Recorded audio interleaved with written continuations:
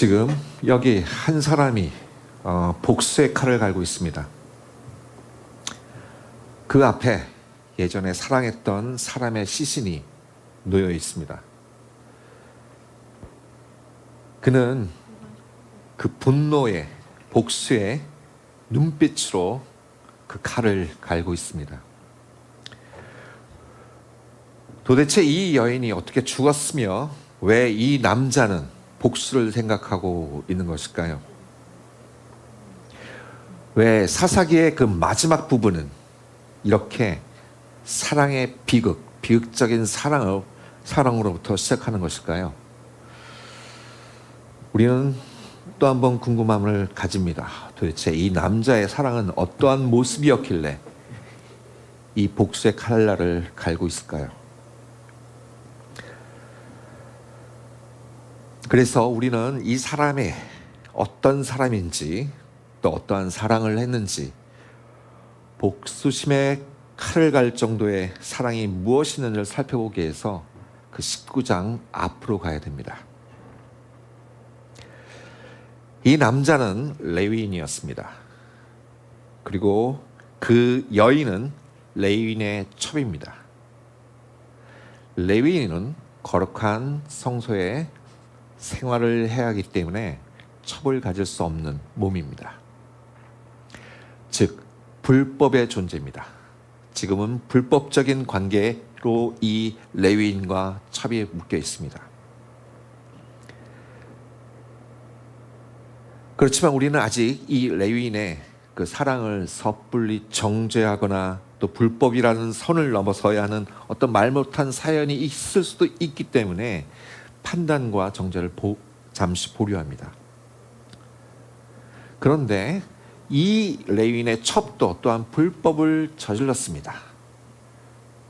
레위인을 두고선 또 다른 음행을 벌였고 그래서 예루살렘으로 피신해 있었습니다. 우리가 레위인에 대한 그 사랑에 대한 판단을 보류한 것처럼 또 이 여인에 대한 판단도 보류하겠습니다. 그런데 분명한 것은 이 둘 모두가 다 불법의 행위를 했던 불법의 관계고 또 불법의 존재라는 겁니다. 분명히 이들의 사랑 이야기는 영화나 어떤 소설에서 나오는 어떤 지고지순한 운명적인 사랑 이야기는 아닌 것 같습니다. 불법과 불법, 우리는 이들을 소개할 때 어떠한 판단도 할 수 없습니다. 왜냐하면 어떤 사람이 더 불법한 존재인가 이걸 얘기할 수가 없습니다. 왜냐하면 우리가 어떤 검은색 잉크가 있는데 이것이 적다 많다는 얘기할 수 있어도 이 똑같은 검은색 잉크가 더 진하다 할 수 없기 때문입니다.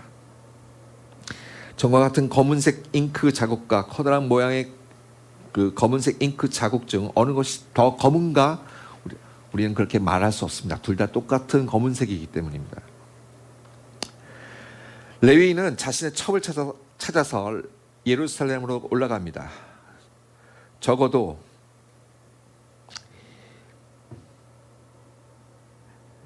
일곱 번째 날, 즉 안식일 다음 날 예루살렘으로 갔을 것 같습니다. 왜냐하면 안식일에는 레위인은 성소나 또 그 거룩한 일을 해야 하는 것이 자신의 사명이기 때문에 주일날, 즉 안식일날은 도저히 시간을 낼 수 없었을 것입니다. 분명히 그 일을 마치고 난 다음 날 갔겠죠. 한편 또 이렇게 시간을 낼 정도면 레위인은 그 위치가 상당히 높은 사람입니다. 어쨌든 이 레위인은 그 본부인도 있었을 텐데 대체 그 본부인의 어떤 관계인지는 얘기 나오지 않지만 예루살렘으로 그 첩을 찾아 나갔습니다. 자, 계속 우리는 의문감을 가집니다. 대체 자신의 자신의 지역, 에브라임이라는 그 지역을 떠나서 예루살렘으로 갈 정도로 그 사랑이 과연 무엇이었길래 이는 어떠한 사랑을 하였길래 이들이 갔을까요? 마침내 예루살렘으로 찾아가 그 여인의 아버지를 만났습니다. 그 아버지의 행동은 사실상 상식적으로 이해가 되지 않습니다.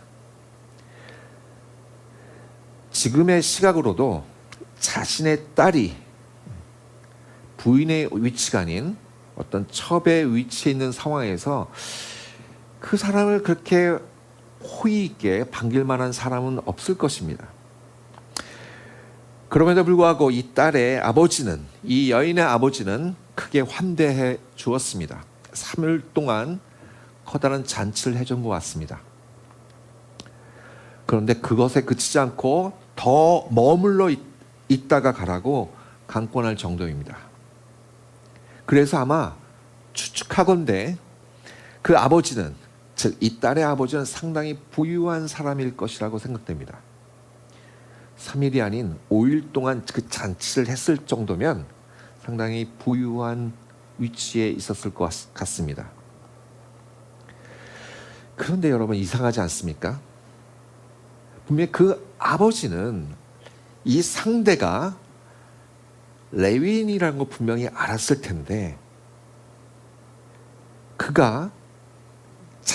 이 레위인은 자신의 지역으로 돌아가서 그 일을 해야 되는데도 불구하고 계속 강권하여 머물러 있으라고 하였습니다. 성경에서는 그냥 먹고 함께 하자, 또 힘을 내자, 이렇게 하였습니다. 레위인이 바로 눈앞에 보일 텐데 계속 머물자고 했던 것, 그 성소에 가서 해야 할 일이 분명히 있을 그 레위인한테 먹고 마시자 하는 것 좀 이상하지 않습니까? 단순히 자신의 딸이 어떤 불법적인 행위로 인해서 그냥 더 그 미안한 마음에 더 있어달라고 하는 것일까요? 아니면 자신과 나이가 비슷해 보이는 그 레위인과 마음이 잘 맞아서 잔치를 벌인 걸까요? 혹은 자신의 딸이 이제 본부인이 될 희망을 생각하고 마치 뇌물을 준 것 같이 그 친밀함을 유지하려고 했던 것일까요?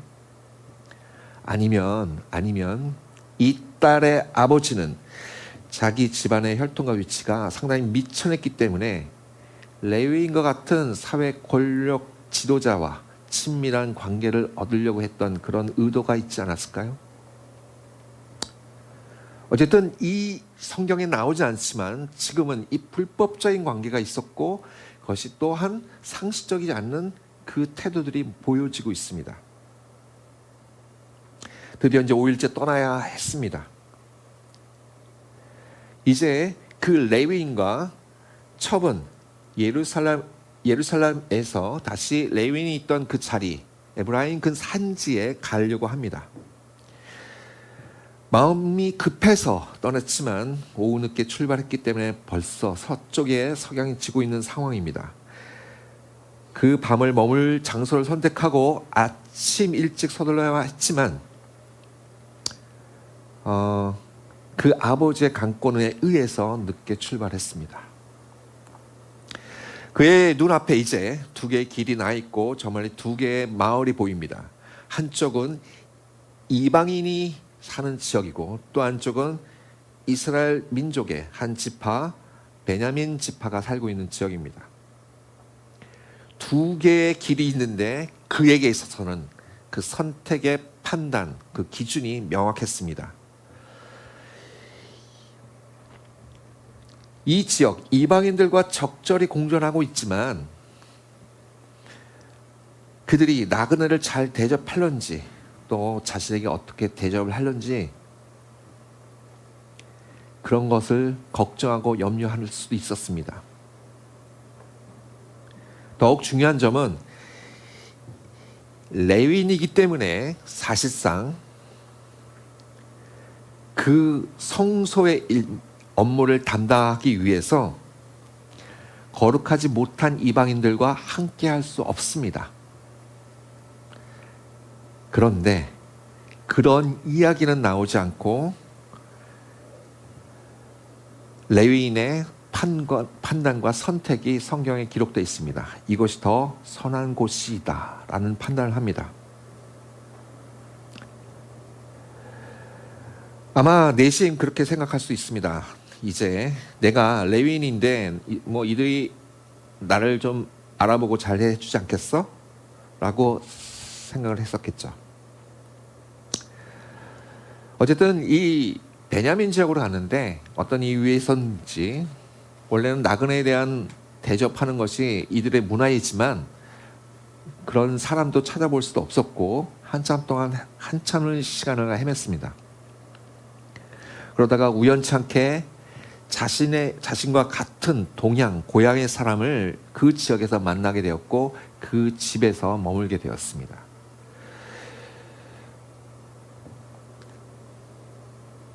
이 사람과 같은 고향이기 때문에 사실은 참 마음이 잘 맞았겠죠. 그래서 그 순간을 기쁜 마음으로 머물렀을 것입니다. 그런데 갑자기 한밤에 소동이 일어납니다. 그 지역의 악한 인간들이 레위인을 내놓으라고 하는 겁니다. 그 모습은 소돔과 고모라, 소돔의 모습과 똑같았습니다. 소돔 지역에서 어떻게 했죠? 천사들이 그 지역을 갔는데 그 지역의 나쁜 인간들이 그 천사를 향해서 그 집주인에게 천사를 내놓으라고 얘기를 했었죠. 이들 불량배들이 레위인을 가지고 음란한 행위를 하고자 했었습니다. 근데 지금 이 모습은 바로 소돔의 모습입니다. 그러자 같은 고향의 출신인 집주인은 망하섰습니다. 레위인을 보호하고자 했습니다. 그래서 그 집주인은 자신의 딸과 레위인의 첩을 주겠다 이런 식으로 얘기를 합니다. 거의 예전에 창세기 나왔던 그 소돔의 지역, 소돔과 고모라 그 얘기와 비슷합니다. 그런데 여기서 또 한 가지 우리가 알 수 있는 건 뭐냐면 이들이 여성에 대한 그 점을 그렇게 여성에 대한 시각을 살펴볼 수 있습니다. 이런 상황에서 레위인은 아무 말도 안 했습니다. 왜냐하면 자신은 레위인이기 때문입니다. 곧 있을 제7일째 그 안식일에 있을 자신의 업무를 해야 하기 때문에 그들과 같이 섞여 있는 자체가 레위인에게는 허용되지 않았고 또 한편은 더 크게 나가서 모욕이라고 생각할 수도 있습니다. 그리고 더군다나 이들이 분명히 내가 레위인이라는 걸 알았음에도 불구하고 나한테 그런 요구를 했다는 것 자체가 치욕이고 이들의 행위에 대해서 커다랗게 분노했을 것입니다. 그런데 어쨌든 간에 이들은 그 첩을 이 레위인과 집주인은 그 첩을 이들 불량배들에게 악한 사람들에게 내어줍니다. 마치 들짐승들에게 모잇감을 던져준 것처럼 그 집에서 내팽겨 쳤습니다. 자신의 딸을 주겠다고 그 어둠의 자식들에게 말했지만 이미 그 집주인은 레위인과 그 여인의 관계를 알았기 때문에, 즉 첩이란 관계를 알았기 때문에 자신의 딸에 대한 언급은 없고 레위인의 첩을 주었다고 얘기가 나옵니다. 그때 레위인은 사실상 그것에 대한 암묵적인 동의를 했습니다. 다음 날 이른 아침입니다. 레위인은 그 장소를 빨리 벗어나고 싶었습니다. 밤새 그들이 다시 위협할까 걱정도 있었지만 그 일이 있었던 지역이 거룩하지 못하고 더럽고 또 불쾌하고 화가 치밀었을 것입니다. 잠시라도 이곳에 머무는 것조차 역겹고 더러워진 느낌이 들었을 것입니다. 그래서 이제 나갑니다. 그런데 그 집 문 앞에 여인이 엎드러져 있습니다. 자신의 첩이 엎드려 있습니다. 밤새도록 그 여인은 악한 무리에게 유린당하고 시달린 채 있었고, 근데 지금 밤새도록 그 유린당한 채 있었던 그 여인이 문 앞에 있습니다. 자신 눈앞에 있습니다. 레위인은 그 문 앞에 섰습니다. 그 여인은 엎어져 있었고, 그런 다음에 얘기를 합니다.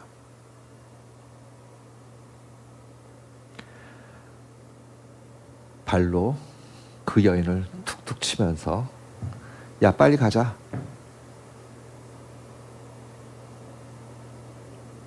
야, 빨리 가. 빨리 가야지. 자신을 대신해서 고통당하고 버려진 그 여인을 향해 눈물 한 방울도 없습니다. 밤새도록 그 고통을 다하고 고통 속에 있었던 그 현장에서 여기까지 죽을 힘을 다해 왔지만 레위인 입술에서 그 위로와 안타까움과 그 미안함 어떠한 말도 없습니다. 자, 그 빨리 가자 라고 하는 그 한마디가 레위인이 가졌던 그 사랑의 모습이 명확해졌습니다. 레위인에게 있어서 이 첩은 하나의 소유물이고 장난감이었습니다. 진정한 어떤 사랑, 어떤 국경과 역경을 넘어서 일 수 있는 어떤 사랑의 모습이 아니라 자신의 욕망을 채우기 위한 사랑의 모습이었습니다. 그 레위인은 그 시신이, 그 여인이 죽은 걸 확인하고 둘러매고 낙에 싣고 다시 자신의 고향으로 돌아갑니다. 사실은 레위에게 나타난 그 율법의 지침에 따른다면 이 사람은 정결법 위반입니다. 요게 한 장면입니다. 오늘 본문을 읽었던 20장은 이 19장을 이해하지 않고서는 설명될 수가 없습니다. 또 한편 이 부분과 이 20장이 연결되어 있습니다. 보다 엄격히 얘기한다면 이 사사기의 맨 마지막은 사실상 세 개의 부분으로 되어 있습니다. 첫 번째, 오늘 지금 방금 말씀해드린 이 부분과 그 다음에 이어질 부분, 그리고 마지막에 또 한 부분이 더 있습니다.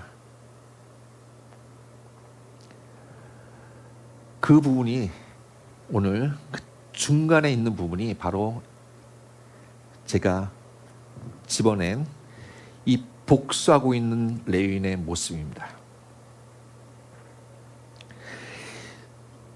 여러분, 재미있게도 사사기의 맨 마지막에는 그 사사가 아닌 레위인이 등장합니다.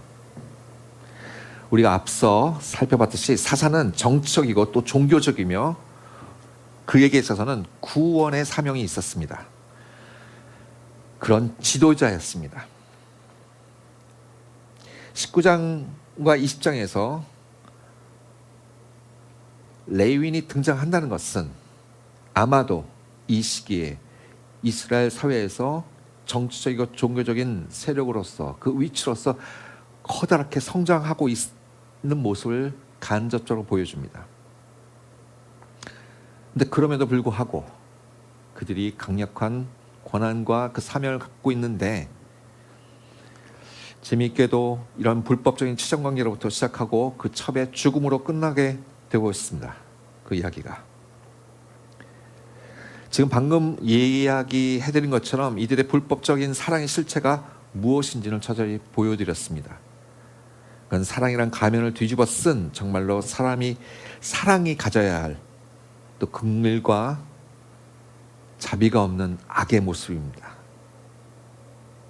사실상 이 이야기, 이 전반부 일부의 스토리만 하더라도 그 시대가 얼마큼 타락했는지 보여주고 있습니다. 그래서 많은 설교자들이 맨 마지막에 레위 이야기가 나오는 것은 레위까지, 레위 지파까지 썩었다, 그래서 그 시대가 타락했다라고 얘기를 꺼냅니다. 근데 거기서 그치면 안 됩니다. 이 이야기 속에서 인물들 하나하나 특징을 살펴보면 그 본질적인 특성이 나타나고 있습니다. 불법적으로 첩을 맞이한 레위인의 깊은 마음의 문제는 무엇이었을까요? 바로 공허입니다. 음행을 저지른 첩의 마음의 문제는 무엇이었을까요?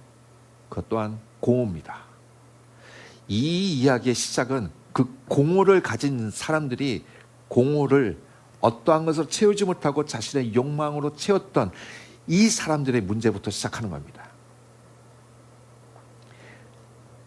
이러한 영적인 공허가 나타난 결과가 무엇일까요? 바로 혼돈입니다. 이 여인의 아버지가 레위인을 대하는 태도에서부터 혼란되고 또 혼돈된, 그리고 또한 무지한 가치관을 보여주고 있습니다. 또한 베냐민 지역에서 벌어졌던 소돔과 같은 모습 또한 혼란입니다. 이들 두 개인의, 두 사람들, 엄격히 얘기한다면 이 19장의 시작은 레위인을 먼저 얘기하고 있기 때문에 그 레위인의 공허함이 어떻게 점차 혼란으로 이어지고 있는가를 보여주고 있습니다. 또한 지금 이 이야기에서 그 혼란, 그 공허가, 그 공허의 결과가 결국 죽음에 이르렀다는 걸 볼 수 있습니다. 근데 거기만 그치는 것이 아닙니다. 여기서 그 악의 모습이 끝나지 않았습니다. 사실은 레위인에게선 선택의 순간이 있었습니다. 그 여인을 나귀 위에 싣고 다시 자신의 고향으로 돌아갈 때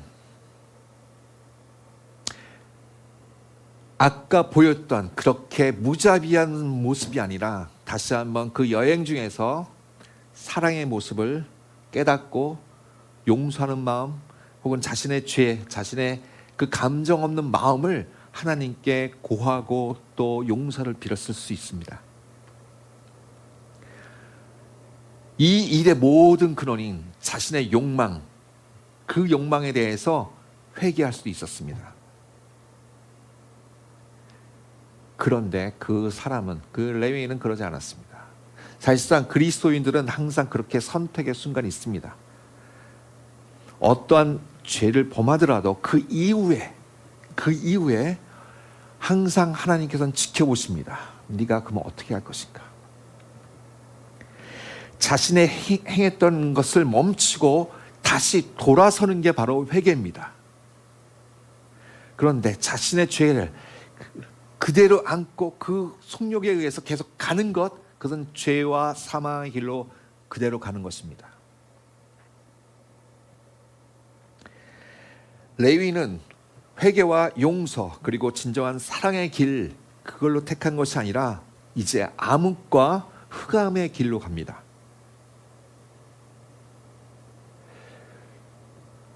공허와 혼란과 거짓된 사랑의 결과가 어떠한 결말로 가는지는 이제 20장에서 보여주고 있습니다.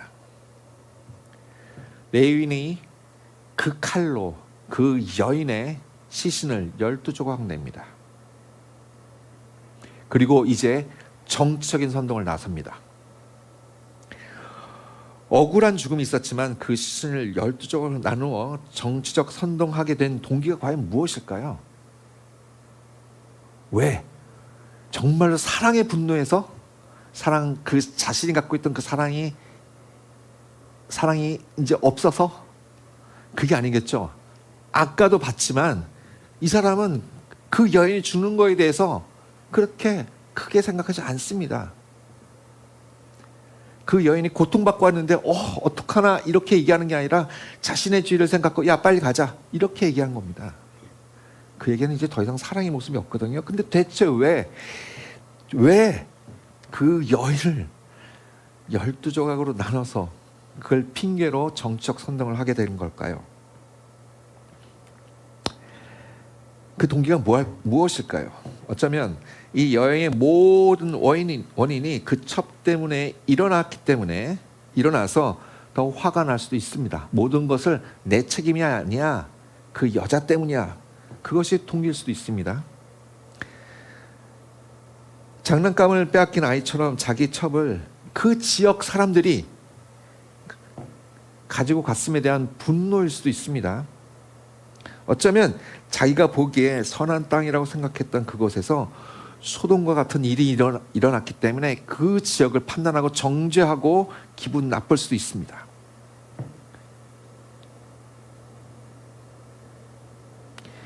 그리고 레위인이라는 것을 눈앞에 보았음에도 불구하고 레위인 지파, 레위인에게 그런 요구했던 그 사람들에게 더욱 괘씸하고 화가 날 수 있습니다. 사사기 20장 6절과 7절에서 보면 이렇게 되어 있습니다. 내가 내 첩의 시체를 거두어 쪼개어 이스라엘 기업 온 땅에 보냈나니 이는 그들이 이스라엘 중에서 음행과 망령된 일을 행하였기 때문이라. 이스라엘 자손들아 다 여기 있은즉 너희 의견과 방책을 한번 내어봐 라고 얘기를 합니다. 여기서 이제 개인적인 분노가 그 지역에 사는 주민들에 대한 분노, 그리고 그가 심판의 자리로 올라서 있습니다. 이 구절에서 여러분들이 주의 있게 살펴볼 점은 바로 그들이 이스라엘 중에서라고 얘기를 합니다. 첫째, 한 개인의 당한 일을 이제 이스라엘로 확장하고 있습니다. 개인의 복수와 죄가 사적인 영역을 넘어서서 이제 공적인 영역으로 확대하고 있습니다. 둘째, 자신이 속한 족속과 베냐민 족속을 그냥 대립할 수 있는, 즉 지파와 지파끼리 문제로 한정할 수 있었는데 왜 굳이 이스라엘로 들먹였을까요? 복수하기 위해서 많은 힘이 필요해서 그럴 수 있습니다. 이 레위인은 힘의 논리를 갖고 있습니다. 자기가 기브아에서 그 폭력적인 일을 당했을 때 그는 약자였습니다. 그 약자가 되었다는 것 자체가 레위인에게는 수치였습니다. 우리가 7절 너희 의견과 방책을 낼지니라, 이 구절에서 우리가 그 톤에서 알 수 있던 것처럼 레위 지파는, 이 레위인은 상당한 권력가고 사회적 지위가 높은 상황인데 그 사람이 자기가 이 사회에서 그 지역에서 그 순간 낮은 자 위치, 아무것도 못하는 위치에 있는 걸 당연히 수치스럽고 화가 나고 모욕스러워 했을 것입니다. 그래서 그 레위인은 권력자로서 자존심이 상했습니다. 이제 그 세 번째, 자존심의 문제입니다. 이스라엘 중에서 그 이름을 꺼내든 것은 바로 이스라엘 민족의 자존심, 그 민족의 자존심이자 자만감을 건드린 겁니다. 사사기 20장 8절에 보시면 모든 백성이 일제히 일어나 이르되 우리가 한 사람도 자기 장막으로 돌아가지 말며 한 사람도 자기 집으로 돌아가지 말고, 이렇게 나와 있습니다. 레위인이 그렇게 이야기했을 때 그 모든 백성들이, 모든 지파의 모든 백성들이 이렇게 반응을 했습니다. 만약 세상이 올바르다면 이 레위인의 행동에 대해서 다른 지파의 사람들은 어떻게 행동했을까요? 레위인의 개인적 복수에 대해서 그 12부족 모두, 12지파 모두의 사람들이 준동하지 않았습니다. 흔들리지 않았습니다. 어떤 사람들은 분명히 그 자체, 왜 네가 그렇게 첩을 가졌어? 라고 비난했을 것이며, 또 어떤 사람은 자, 이제 벌어졌으니 우리가 율법적으로 해결하자 라는 식으로 여러 의견이 나왔을 것입니다. 여러분, 이전의 설교에서 드보라의 창가에서 드보라는 비난합니다. 조롱합니다. 왜? 그 성전에서 자신들이 전쟁을 벌이고 있는 데에서 어떤 부족은 참여했고 어떤 부족은 참여하지 않았습니다. 지금 이렇게 된 상황인데, 지금 이번 사건은 민족 대 민족, 다른 민족과의 문제가 아닌 이스라엘 문제인데, 모두 한 사람들이, 모두 그 지파들이 다 분노하고 있다는 것입니다. 그래서 전쟁의 문제가 아니라 뭔가 이들 모두에게 건드린 한 가지 문제점이 있었기 때문에 이들은 그렇게 반응을 했던 겁니다. 합심해서. 그것이 바로 이스라엘 민족의 자존심입니다. 자존감을 건드렸기 때문에 이들은 합심해서 40만 명이라는 군사를 갖게 됩니다. 일순간에. 자신들만의 종교적 자존심에 훼손을 가한 것에 분노입니다. 즉 레위인의 자존심 훼손이 바로 우리 자존심, 우리의 자존감을 훼손시킨 거야 라고 합니다. 오늘 본문의 말씀처럼 합심하여 군대를 만들었는데 이 군대의 숫자는 사사기 전시대에서 가장 큰 규모입니다. 그리고 사사기 전시대에서 가장 유일하게 모두 모였습니다. 여러분 아시다시피 사사의 시대는 이 시기에는 여호수아가 이루지 못한 가나안 정복, 즉 이스라엘 민족에게 주어진 하나님의 사명을 끝내지 못한 사회입니다. 그 시대입니다. 그렇기 때문에 그 사명을 위하여 이스라엘 각 지파는 협력하고 군대를 모아서 그 이방인과 그 사명을 끝까지 완수해야 되는데 이들은 그렇게 사사시대 처음으로 모였는데 그 형제를 비난하고 정죄하기 위해서 모였습니다. 그 시대가 흑암의 시대로 변해가고 있는 모습을 보여주는 것입니다. 창세기 1장 2절에서 3절 보시면 땅이 혼돈하고 공허하며 흑암이 깊음 위에 있고 하나님의 영은 수면 위에 운행하시니라. 하나님이 이르시되 빛이 있으라 하시니 빛이 있었고. 그렇습니다. 지금 우리는 땅이 혼돈하고 공허하고 흑암이 깊을 때 여호와 하나님 말씀을 통해서 빛으로 질서와 충만함으로 이루어졌습니다. 그런데 이 시대는 단순히 하나님 말씀에 무지한 것 이것만으로 해서 암흑 세상이 된 것이 아니라 바로 공허와 혼돈과 그 암흑이 어떻게 변해가고 있는지, 어떻게 모습의 그 과정이 어떤 모습으로 나타나는지를 그대로 보여주고 있습니다. 더더욱 중요한 점은 이 암흑의 세상, 그렇습니다. 만약에 우리가 무지에서 이들이 이런 반응을 했었고 나타났다면 그들이 잠시 교육도 못 받고 그래서 잠시 무지에서 생겨났다 면책받을 수 있습니다. 그런데 이들이 정말 악한 모습이라고 하는 것은 바로 20장 18절에 보시면 이스라엘 자손이 일어나 베델로 올라가서 하나님께 여쭈어 이르되 우리 중에 누가 먼저 올라가서 베냐민 자손과 싸우리까 하니 여호와께서 말씀하시되 유다가 먼저 갈지니라 하시니라. 이렇게 말씀하셨습니다. 기록하고 있습니다.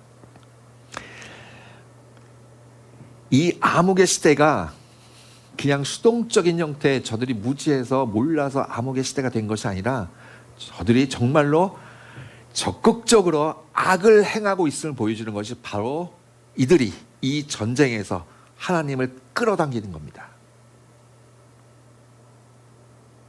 그런데 이 전쟁을 하나님을 끌어들이는데 이들이 하나님께 여쭙던 그 간구했던 기도의 내용이 뭡니까? 우리 중에 누가 먼저 올라가서 베냐민 자손과 싸우리까? 이미 마음으로 결정됐습니다.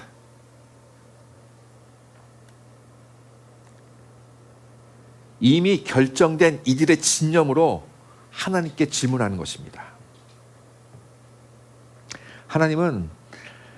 여호와 하나님은 그분의 응답은 누가 이기겠다가 아니었습니다. 그냥 먼저 유다가 갈지니라 이렇게 얘기했습니다. 물론 그들이 기도했던 간구 그것에 준해서 대답을 했지만 승리의 얘기는 없었습니다. 그 싸움에서 어떻게 되는 줄 아십니까? 1만 2천 명이 죽었습니다. 그 싸움은 베다니 민족과 지파와 그 나머지 지파들의 모든 싸움 속에서 결국 그 나머지 지파의 모든 40만 명에 되는 그 규모에서 그 싸움에 결국 한 번에 이기지 못하고 2만 2천 명이나 죽어버리는 그 사건. 그래서 또 한 번에 이들은 종교적인 행사를 더합니다.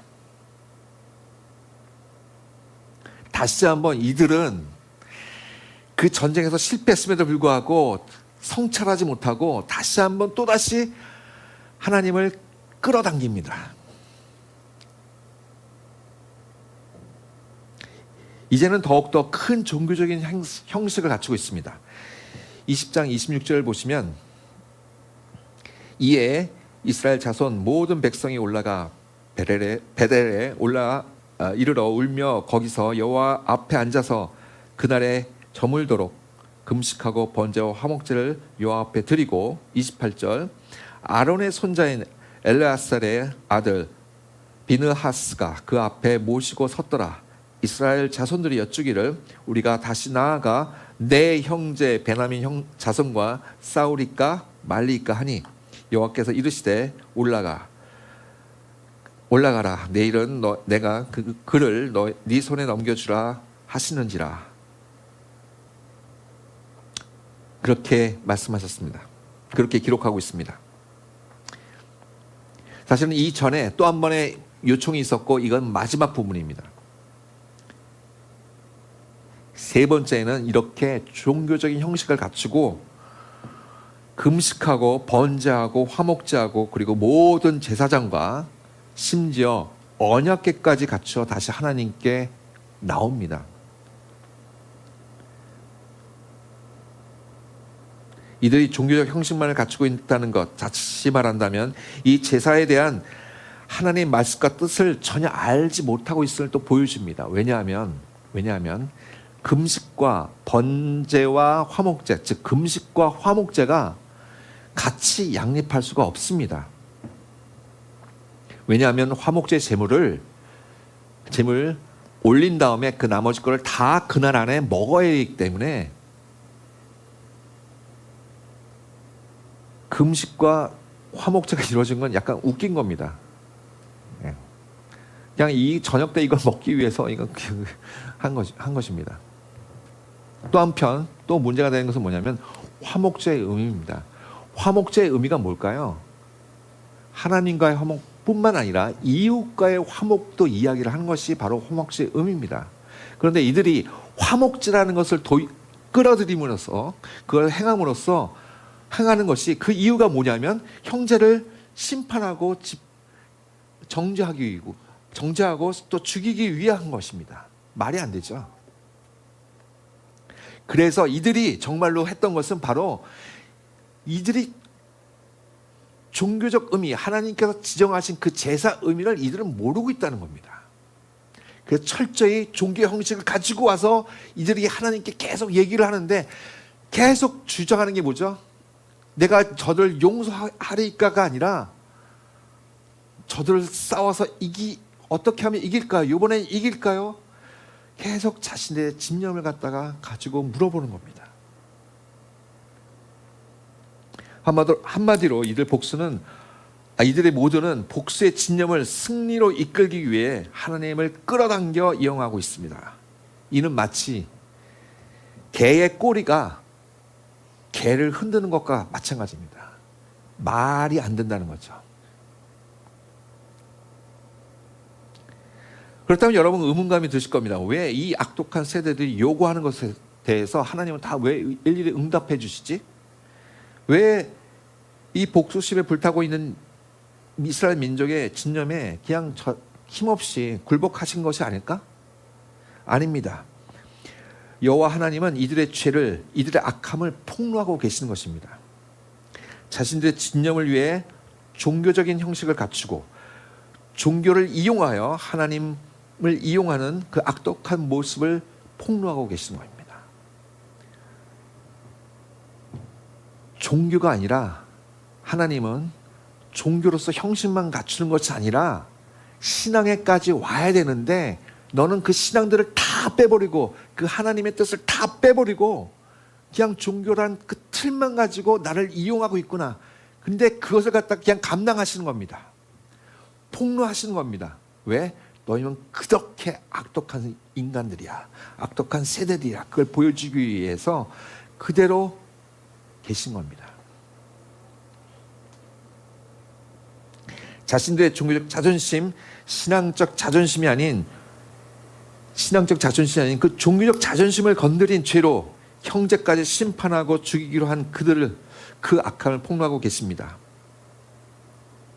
본질적으로 한 개인의 영적 비어있음, 그것이 어떻게 혼란된 가치관을 낳고 있으며 또 그 사람들이 그 공허가 어떻게 암흑의 시대를 만들어 갖고 있고 그 암흑의 시대는 너희가 단지 무식해서가 아니야. 너희들은 정말 악한 의도를 가지고 하나님을 이용하고 있어 라는 것을 보여주고 있는 사건이 바로 이 사건입니다. 악에 찌든 세상, 그 암흑의 색깔과 깊이가 아주 깊어 있음을 보여줍니다. 그런데 말입니다, 저번에 예전에 말씀드린 것처럼 우리가 도화지에 흰색의 원을 그리기 위해 두 가지 방법이 있습니다. 한 가지는 그냥 동그라미 그리는 것도 있겠지만 또 한 가지 방법은 그 바깥의 부분을 색칠을 함으로써 바로 흰색의 원을 만드는 방법입니다. 이 부분이 왜 중요하냐면 바로 룻기를 드러내기 위한 것입니다. 룻의 선명함을 보여주기 위해서 이 시대가 정말 악함을, 암흑의 시대임을 보여주고 있는 겁니다.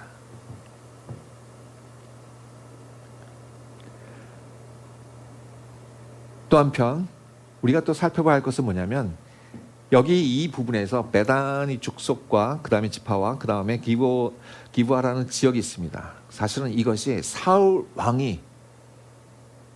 왕과 깊은 연관이 있습니다. 그래서 더욱 중요한 거면 만약 이걸 그림으로 표현한다면 암흑의 시대와 그 다음에 룻기 이 부분이 이렇게 가운데 있고 그 다음에 사울 왕 이렇게 받치고 있는 모습이 됩니다. 글의 구조는 어쨌든 지금 사사기에서 보여주고 했던 것은 바로 룻기를 드러내기 위해서 이 암흑의 시대가 얼마큼 악독하고 흑암의 세계인지를 보여주고 있습니다. 이제 정리하겠습니다. 사사기 마지막에 왕이 없음으로 이런 일이 일어났다고 합니다. 종교인들은, 종교사학자들은 왕이 없기 때문에 좀 더 강력한 왕이 이들을 통제하는 것이 필요하다고 생각해서 드디어 이제 왕권의 시대로 간다고 생각합니다.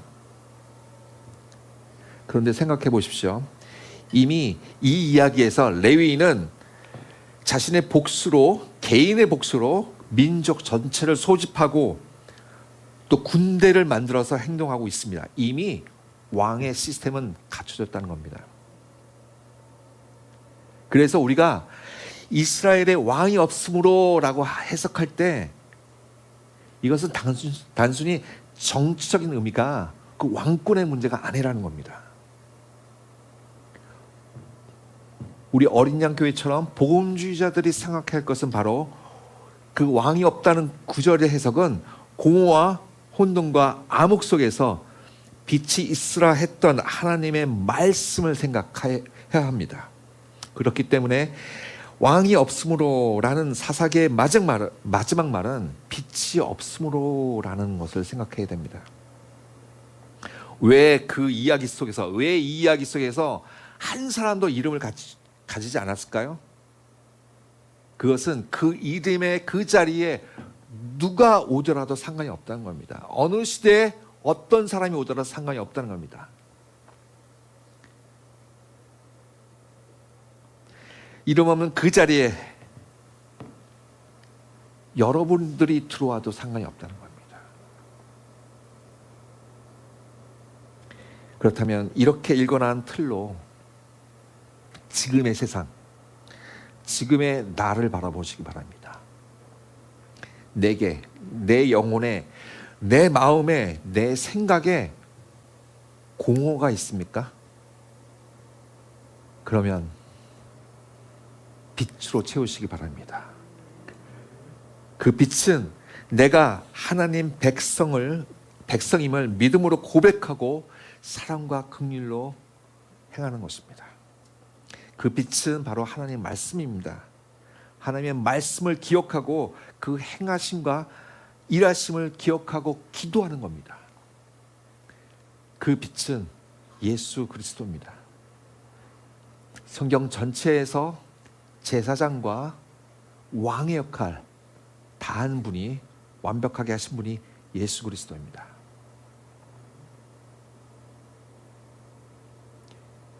예수 그리스도가 우리의 삶의 질서와 충만함을 주실 것을 믿습니다. 그것이 오늘 이 자리에, 이 어린 양 교회에서 주님께서 주시는 메시지인 것입니다.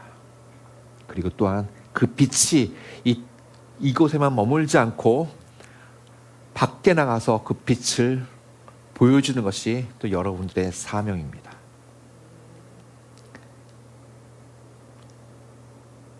그것이 바로 하나님께서 이 어린 양 교회에 심어주신 사명이기도 합니다. 기도하시겠습니다. 하나님 아버지, 감사합니다. 저의 눈을 또 이 세상뿐만 아니라 저를 볼 수 있는, 우리 스스로를 볼 수 있는 그 마음을 볼 수 있는 하나의 틀을 주셨습니다. 제가 저희 안에 공허가 있는지요, 아버지 채워주시옵소서. 아버지의 뜻과 아버지의 마음과 아버지의 말씀과 아버지에 대한 그 기대로 채워주시기 바랍니다. 아직도 어리숙하고 미진한 걸음이지만, 그리고 어린아이 같은 투정일지 모르겠지만, 아버지, 저희가 공허의 호응 가운데 있지 않고, 저희가 또 혼란 가운데 있지 않고, 저희가 또한 암흑 가운데 있지 않은 것은 예수 그리스도께서 저희를 불러주셨고 저희를 살리셨기 때문에 이렇게 아버지 가까이 있을 수가 있습니다. 그럼에도 불구하고 저희가 마음이 부족하고 공허 가운데 있습니다. 아버지, 성령으로 채워주시기 바랍니다. 그저 저희는 아버지만을 붙잡고 가겠습니다.